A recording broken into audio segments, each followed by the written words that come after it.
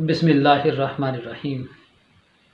میرے معزز سامعین و ناظرین، السلام علیکم ورحمۃ اللہ وبرکاتہ۔ میں ہوں احمد چودھری اور آج گفتگو کریں گے 3 باتوں پر۔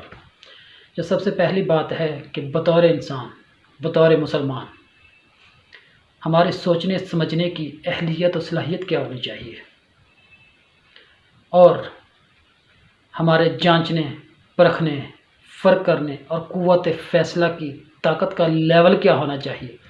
کیونکہ اللہ تعالیٰ نے ہمیں 18,000 مخلوق میں سے اشرف المخلوق، افضل المخلوق پیدا کیا ہے۔ اور دوسری بات ہے کہ عمران خان پر گاڑی چوری کا الزام لگایا جاتا ہے۔ کیا وہ صرف الزام ہے، اس کی وجہ سے ملزم ہیں، یا پھر الزام ثابت ہونے کی صورت میں اسے مجرم قرار دیا گیا ہے؟ اگر نہیں ہے، نہ الزام بنتا ہے، تو نہ ہی یہ جرم بنتا ہے، تو پھر یہ سارا پروپیگنڈا کس لیے؟ اور جو تیسری بات ہے وہ ہے کہ ہمارا الیکٹرانک میڈیا جو ملک کا 5واں ستون کہلاتا ہے، اس کے جو فریض ہیں، جو منصب ہے کہ وہ پوری قوم اور ملک کی زبان ہے، کیا وہ اپنا فرض ادا کر رہا ہے؟ کیا وہ صرف اپنا فرض ہی ادا کر رہا ہے، یا پھر بطور بکاؤ میڈیا ہمارے سامنے پیش ہو رہا ہے؟ تو اگر وہ اپنا فرض نہیں ادا کر رہا، تو کون سا میڈیا ہے جو اپنا فرض ادا کر رہا ہے؟ تو سب سے پہلی بات پہ آتے ہیں کہ سب سے پہلی بات تھی کہ انسان کو جانچنے، سمجھنے اور سوچنے کی کیا اہلیت و صلاحیت اور کیا معیار ہونا چاہیے، کیا لیول ہونا چاہیے۔ اس بات کی طرف آتے ہیں کہ اللہ تعالیٰ نے انسان کو اشرف المخلوق بنایا ہے، تو انسان کو اشرف المخلوق بنانے کے ساتھ ساتھ انسان کے اندر ایک ایسی عدالت رکھ دی ہے جہاں اچھائی اور برائی کے، نیکی اور برائی کے، یعنی کہ غلط اور صحیح کے، حق اور ناحق کے فیصلے ہوتے ہیں۔ وہ انسان کے اندر عدالت موجود ہے جو اللہ تعالیٰ نے بنائی ہے۔ ایک تو سوچنے سمجھنے کے لیے دماغ دیا ہے تاکہ صحیح فیصلہ کر سکے کہ کیا صحیح سوچ رہا ہے اور کیا غلط سوچ رہا ہے۔ دوسرا، انسان کے اندر ایک عدالت ہے جس کے بارے میں حضرت علی کرم اللہ وجہ الکریم کا ارشاد ہے، کا فرمان ہے کہ انسان کے اندر ایک ایسی عدالت ہے جہاں پہ کبھی کوئی فیصلہ غلط نہیں ہو سکتا، بشرط کہ ضمیر زندہ ہو۔ یعنی کہ وہ ضمیر کی عدالت ہے جو انسان کے اندر موجود ہے، جہاں کبھی کوئی فیصلہ ناحق پہ نہیں ہوتا، غلط نہیں ہوتا۔ نیکی اور بدی کا فیصلہ ہو سکتا ہے، کیا نیکی ہے، کیا بدی ہے، کیا ٹھیک ہے، کیا غلط ہے، یہ سب کچھ ہو سکتا ہے۔ اور دوسری عدالت جو اللہ تعالیٰ نے ہمیں ایک نظام دیا، اسلام کا نظام، اسلام میں عدلیہ کا نظام، جو دنیا کے 4200 مذاہب میں سے سب سے اچھا اور طاقتور ترین نظام عدل و انصاف وہ اسلام کو ملا ہے۔ تو کیا بطور مسلمان اور بطور پاکستانی، یہ پاکستان اسلام کا قلعہ کہلاتا ہے، اس پاکستان کے اسلام کے قلعے میں کیا وہ انصاف جو اسلام نے عطا کیا ہے، کیا وہ پورا ہو رہا ہے؟ یہ ہماری خستہ حالی، بدحالی اور ضبو حالی کا یہ حالت ہے کہ ہم اتنے گر چکے ہیں کہ اسلام سے اتنی دوری ہے، اسلام کے نظام انصاف، عدل و انصاف سے اتنی دوری ہے کہ 4200 مذہب جس اسلام کے نظام عدل و انصاف کو گاہے بگاہے مختلف انداز میں اپنی عدالتوں میں مختلف انداز میں لگانے کی کوشش کرتے ہیں، لیکن ہم اسی نظام انصاف سے دور ہیں۔ اور دنیا کے تمام ممالک میں اوپر سے نیچے نہیں بلکہ نیچے سے اوپر ہم چوتھے نمبر پہ ہیں۔ یہ ہماری ضبو حالی، بدحالی کا شکار ہے۔ اور ہمارے اندر جو جانچنے کی سمجھنے کی صلاحیت ہے اور فیصلہ کرنے کی قوت ہے، وہ بطور پاکستانی، بطور مسلمان وہ نظر ہی نہیں آ رہی۔ کیونکہ ہم چھوٹی چیزوں کو جن کو اگنور کرنا چاہیے ان کو تو اگنور کرتے نہیں، اور جن کے پیچھے پڑھنا چاہیے، جن کو حقیقت میں سرچ مارنی چاہیے، اسے سوچنا سمجھنا چاہیے، جانچنا چاہیے، ان کے پیچھے جاتے نہیں ہیں۔ اب دوسرے پوائنٹ کی طرف آتے ہیں۔ دوسرا پوائنٹ ہے کہ عمران خان پر توشہ خانہ کی گھڑی چوری کا الزام ہے۔ وہ صرف الزام ہی ہے یا پھر جرم ثابت ہونے پر مجرم بھی ہیں؟ ہمارا جو جانچنے کا، سوچنے کا، سمجھنے کا یہ لیول اتنا پستی کی طرف پہنچ چکا ہے کہ ہم کسی پہ بھی جب الزام لگتا ہے تو اسے مجرم ثابت کرنے کی پوری کوشش کر دیتے ہیں، بلکہ مجرم کہہ ہی دیتے ہیں، کوشش کیا کرنی۔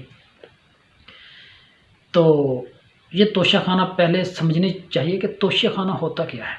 توشہ خانہ جب ہمارے لیڈر بیرون ملک جاتے ہیں تو وہاں سے تحفے تحائف ملتے ہیں، وہ واپسی آ کے ایک سرکاری ادارہ ہے، ڈپارٹمنٹ ہے، جس میں آ کر جمع ہو جاتے ہیں، اور اس ادارے کا قانون بنا ہوا ہے کہ 5% پے کر کے، ادا کر کے وہ توشہ خانہ سے چیزیں وہ لیڈر لے سکتا ہے۔ جب یہ قانون بن چکا ہے تو اس سے پہلے 33,000 سے لے کر 40,000 تک توشہ خانہ میں سے تحائف خریدے گئے ہیں، جو پچھلے حکمرانوں نے، سابقہ حکمرانوں نے لیے، اور ان میں سے کچھ تو ماشاءاللہ چوری بھی کر لیے، جیسے کہ ترکی کی خاتون اول نے ہمیں تحفہ ہار میں دیا تھا، تو کچھ عرصہ بعد وہی چوری ہوا اور ہماری سابقہ خاتون اول کے گلے میں دکھائی دیا۔ تو 33,000 سے لے کر 40,000 تحفے جو توشہ خانہ سے خریدے گئے، کسی ایک پر چوری کا الزام نہیں لگا، صرف عمران خان کی گھڑی پر کیوں؟ اور عمران خان نے جب بھی آتے ایک اصول بنایا تھا کہ جو 5% پہ ہے اسے 15% پہ کر دیا، ان کے توشہ خانہ کی جو قیمت ہے وہ بڑھا دی، وہ 50% کر دی۔ جب ایک چیز عمران خان نے گھڑی لے لی، وہاں سے خریدی، وہاں رسید بھی مل چکی ہے، پھر یہ چوری کہاں سے آ گئی؟ وہ تو خریدی گئی ہے نا۔ تو یہ چوری اور چور کہنے کا تو حق بنتا ہی نہیں ہے، یا تو پھر وہ انسان کا ضمیر مر چکا ہے کہ جو نہ ہو، نہ حق کو حق اور حق کو نہ حق کہہ دینا، یہ کہاں کا اصول ہے؟ تو جب وہ چوری بنتی ہی نہیں، اسے چور کہنے کا حق بھی نہیں بنتا۔ یہ ہمارے سوچنے اور سمجھنے کی بات ہے، یہ ہمارے جانچنے، پرکھنے اور فرق کو قوت فیصلہ کرنے کا مقام ہے، یہ لیول ہونا چاہیے۔ یار اس بندے پر، اس درویش پر، اس فقیر بندے پر یہ الزام لگا رہے ہو، اتنا گھٹیا الزام ہے، یہ کوئی حق کی بنتا ہے کہ جس بندے نے دنیا کی 7ویں بڑی دولت کو ٹھوکر مار دی، اور اس بندے پہ الزام لگانے کی کوشش کر رہے ہو؟ جس بندے کا لکھا ہوا ایک سگنیچر کسی بھی ایک سوٹ پہ، کسی بھی ایک بیڈ پہ کر دیتا ہے، تو وہ اس گھڑی کی چوری کے الزام سے بھی زیادہ میں بکتا ہے۔ یار یہ لیول تمہاری سوچ کا رہ گیا، تمہارا ضمیر اتنا مرد ہو چکا ہے جب وہ اس پہ الزام لگاتے ہو۔ پھر اس نے آئینی اور قانونی طریقے سے وہ گھڑی خریدی، اسے اپنے مفاد کے لیے استعمال نہیں کیا، بلکہ اس کے اپنے گھر کے باہر ایک سڑک بنوائی۔ اس سڑک پر صرف عمران خان کا گزرگاہ نہیں تھی، وہ سارے لوگوں کی گزرگاہ، شہرائے عام تھی۔ اس سے پہلے سابقہ جتنے بھی ہمارے لیڈر ہیں ان کے گھروں کو دیکھ لو، ایک نواز شریف، شہباز شریف کا رائے وینڈی دیکھ لو، وہاں سڑکوں کے چال بچھے ہوئے ہیں۔ یار ہم اتنا سوچنے میں گر چکے ہیں کہ محمد شریف جسے اللہ پاک جنت میں جگہ دے، اس کی قبر پہ سینکڑوں لوگ صرف سیکورٹی پر مامور ہوا کرتے تھے، اس کی یعنی قبر پر صرف۔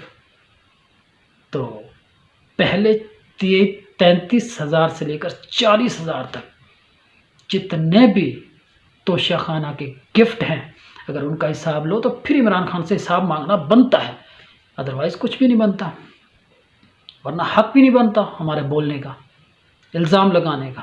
وہ تو آئینی طریقے سے لیا، چوری بنتی ہی نہیں ہے۔ پھر تف ہے اور لعنت ہے ہمارے ایسے میڈیا پہ جو ایک گھڑی پہ تو شور مچا رہا ہے، کئی دنوں سے یہی سنائی دیا جا رہا ہے کہ عمران خان کی گھڑی چور ہے، عمران خان نے فلاں جگہ پہ گھڑی کو بیچ دیا اور فلاں بیچنے والا ہے اور فلاں نے خریدی ہے، یہ تو سبھی سنائی دیتا ہے، لیکن کبھی یہ غور نہیں کیا کہ ہماری غربت کس لیول پہ پہنچ چکی ہے، ہماری مہنگائی کس لیول پہ پہنچ چکی ہے، اور ہماری جو ڈیفالٹ کا خطرہ ہے وہ 5% سے لے کر 90% پر پہنچنے والا ہے۔ ہم یہ نہیں دیکھتے، یہ کیوں نہیں دیکھتے؟ کیونکہ یا تو ہمارا ملک کا جو میڈیا ہے وہ بک چکا ہے، یا تو ہمارے ملک کا میڈیا بک چکا ہے، یا پھر یہ اس طرح کی ترجمانی نہیں کر رہے جیسا کہ ان کا حق ادا کرنا چاہیے، ویسے نہیں کر رہے اپنے ملک و قوم کی وہ ترجمانی، تو پھر یہ صاف ظاہر ہے یا تو ملک و قوم سے غداری کر رہے ہیں، یا ملک و قوم سے بے وفائی اس لیے کر رہے ہیں کہ پیسے پہ بک جاتے ہیں اپنے مفاد و اغراض کی خاطر۔ اور عمران خان پر جو گھڑی چوری کے الزام لگائے جاتے ہیں، یار اس درویش بندے کو واللہ میں بطور مسلمان، بطور محب وطن پاکستان، اس بندے کو میں نے اتنا سوچا سمجھا پرکھا ہے کہ وہ بندہ، پیسوں کا لالچ اس بندے میں ہے ہی نہیں۔ اگر پیسوں کا لالچ ہوتا تو وہ کتنے طریقوں سے پیسے کما سکتا تھا، صرف ایک سگنیچر کر کے جو ہمارے ڈیولپمنٹ کے چل رہے تھے، اس میں ایک سگنیچر کر کے ہزاروں لاکھوں کروڑوں روپے کما سکتا تھا، دو پارٹیوں کا آپس میں مفاہمت کروا کے بیچ میں کروڑوں اربوں روپے کما سکتا تھا۔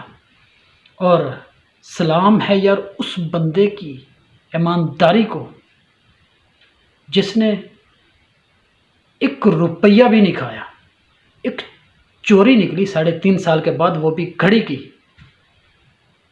اور وہ بھی آئینی اور قانونی طریقے سے۔ آگے جو غیر قانونی طریقے سے رجیم چینج کر کے آئے وہ لوگ ایک پائی بھی ثابت نہیں کر سکے۔ انہیں تو پتہ تھا کہ کیسے ملک کو لوٹا جاتا ہے، کیسے کرپشن کے نت نئے طریقے انہوں نے ایجاد کیے تھے، جن کے مضامین اور جن کی پرسنالٹی کو یورپ کی یونیورسٹی اور کالجوں میں پڑھایا جاتا ہے بطور کرپشن ہولڈر، اور ان کی مثالیں دی جاتی ہے، وہ بھی عمران خان کی کوئی کرپشن نہ پکڑ سکے۔ ایسے لیڈر کو سلام کرنا چاہیے۔ تو یہ صرف پروپیگنڈا ہی بنتا ہے، اور تو بس یہ الزام ہے جو الزام آئینی اور قانونی طریقے سے بنتا ہی نہیں ہے۔ اگر آئینی اور قانونی طریقے سے ہوتا تو کبھی کا نااہل ہو چکا ہوتا۔